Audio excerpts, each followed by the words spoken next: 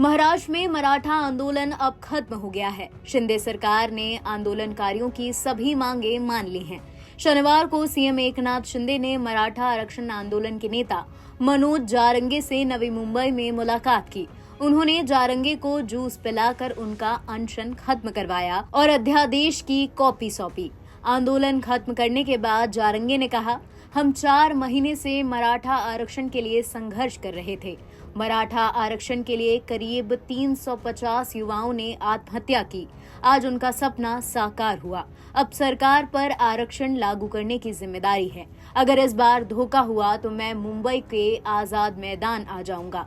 इससे पहले शुक्रवार को जारंगे ने शिंदे सरकार 27 जनवरी सुबह 11 बजे तक का अल्टीमेटम दिया था। उन्होंने कहा था, अगर 11 बजे तक आरक्षण का अध्यादेश जारी नहीं किया गया तो वो 12 बजे मुंबई के आजाद मैदान पहुंचकर आंदोलन करेंगे। इसके बाद शिंदे सरकार ने देर रात अध्यादेश का ड्राफ्ट जारंगे के पास भेजा, जिसमें जारंगे की मांगों का जिक्र था। मनोज जारंगे ने शुक्रवार यानी 26 जनवरी देर रात आंदोलन खत्म करने की जानकारी दी। उन्होंने कहा, सीएम एकनाथ शिंदे ने अच्छा काम किया है, हमारी अपील मान ली गई है, हमारा विरोध अब खत्म हुआ। मनोज ने मराठा आरक्षण की मांग को लेकर 20 जनवरी को जालना से मुंबई तक की पदयात्रा शुरू की थी। 26 जनवरी को जारंगे और लाखों की संख्या में उनके समर्थक नवी मुंबई के वाशी पहुंचे।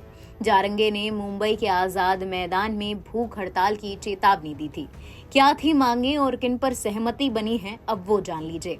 अब तक 54 लाख लोगों के कुनबी होने का प्रमाण मिला है। उन सभी लोगों को कुनबी का कास्ट सर्टिफिकेट दिया जाए। जारंगे ने सरकार से 4 दिन के भीतर सर्टिफिकेट देने की मांग की थी। मराठा प्रदर्शनकारियों को उन 37 लाख लोगों की जानकारी दी जाएगी जिन्हें प्रमाण पत्र दिए जा चुके हैं। राज्य सरकार ने कहा, जारंगे को कुछ दिनों में ये डेटा दिया जाएगा।